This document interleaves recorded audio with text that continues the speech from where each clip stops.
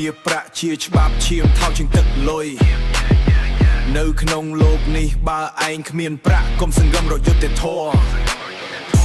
បងប្អូនឯងក៏អាចคล้ายជាសត្រូវបើវាឃើញដុំមាសអយុត្តិធម៌ព្រោះតែទឹកប្រាក់អ្នកមានហក់លោតអ្នកក៏ត្រូវធ្លាក់ច្បាប់នៅក្នុងដៃច្បាប់នៅក្នុងលុយអ្នកមានបន្លឺអ្នកក៏ត្រូវភ័យគេមើងងាយព្រោះយើងគ្មានទ្រព្យគេបង្ក្រាបព្រោះយើងគ្មានស័ក្តិសង្គមចម្លែកបែងចែកវណ្ណៈព្រោះតែអំណាចនិងកម្លាំងប្រាក់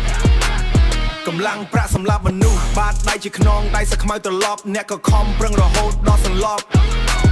តែផលដែលបានគឺភាពសាបសូន្យគេជន់ឈ្លីយើងដូចជាធូលីយុទ្ធធម៌នៅឯណាបើលុយជាធំចង់ស្រែកឲ្យខ្លាំងឲ្យផ្អើដល់ភ្នំតែលេងយើងខ្សោយពួកយើងវាក្រគ្មានអ្នកណាស្ដាប់គ្មានអ្នកណាធានាគ្មានអ្នកជួយមានប្រាក់បិទមាត់មានប្រាក់បិទភ្នែកយុទ្ធធម៌ត្រូវហើយចែកឲ្យអ្នកមានឈាមស្រ័យរយំក៏គ្មានអ្នកលឺអំណាចទឹកប្រាក់ធ្វើឲ្យច្បាប់ឈឺ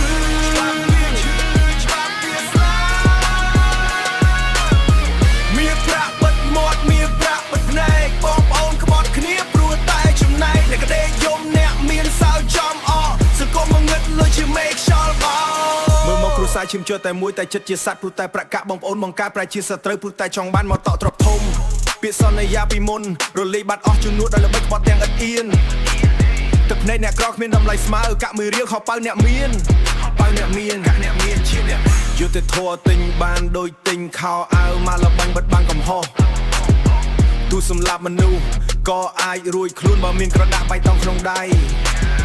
ខ្ញុំឈរមើលពិភពលេចក្នុងលបែងលុយមនុស្សប្រែជាយងខ្នងគ្មានធម៌មេត្តាសូមបីតែម៉ែឪក៏កូនបោះបងបើគ្មានគេឈ្មោះឬមានប្រាក់ហូរលុយវាបញ្ជាគ្រប់យ៉ាង